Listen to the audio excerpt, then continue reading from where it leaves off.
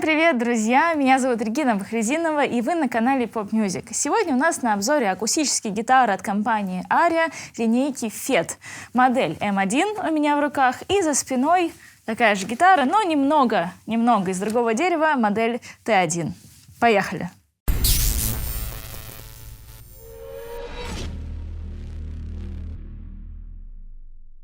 Сегодня у нас на обзоре достаточно интересные названия пород деревьев. Например, у модели, что у меня в руках, верхняя дека и обечайки сделаны из Meranti, гриф выполнен из нада, а накладка и этот бридж сделаны из, на самом деле, очень интересного дерева, которое называется аризонское железное дерево или ironwood. Из него делают премиальные рукояти для ножей. И на случай так, если вы не знали.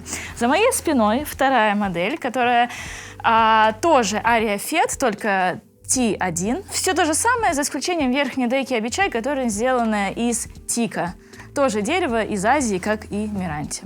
Meranti и тик — это породы деревьев, которые произрастают в Азии, в таких странах, как Индонезия или Малайзия. Это значит, что там очень влажный климат, и если у вас есть такие модели, и вы живете в России, как я, то обязательно, конечно, используйте увлажнитель, чтобы поддерживать влажность, которая была изначально.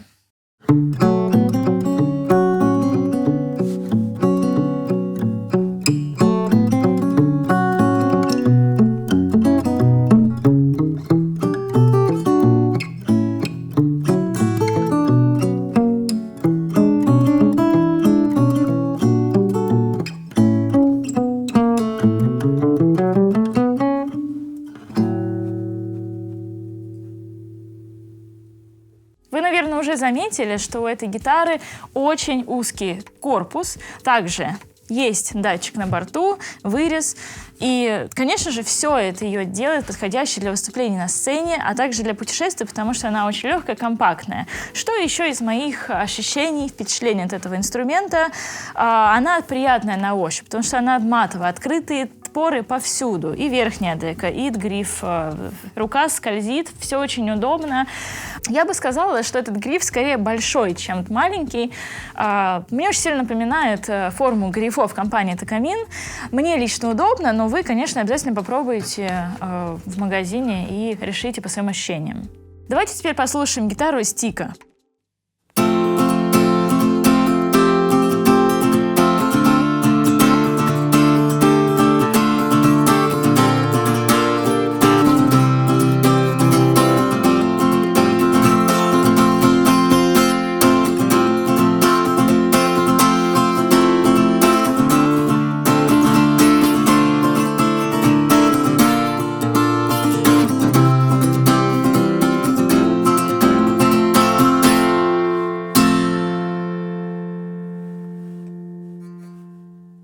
На обеих моделях установлен один и тот же датчик и тембр-блок от компании Aria, где вы можете регулировать нижние, верхние и средние частоты, общую громкость. Также имеется тюнер, кнопка переключения фазы. И я лично думаю, что к дизайну этого тембр-блока приложила руку компания Hyundai. Ставьте лайки, если вы согласны.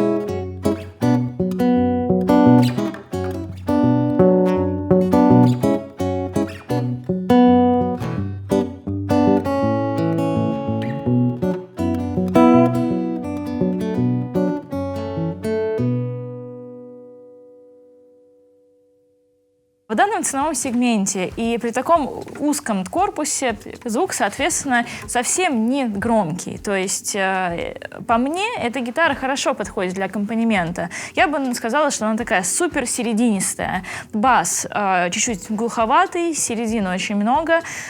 Очень хорошо звучит верхняя середина, что мне понравилось, потому что если вы будете играть в фингерстайл, а здесь, в принципе, это делать удобно, и доступ к верхним ладам, и вообще гриф такой очень аккуратный. Вам это, конечно, очень сильно, я думаю, понравится. А для аккомпанемента, мне кажется, что громкого-то баса и не нужно, а все остальное такое заполняющее, приятное, эта гитара, конечно, вам может подарить.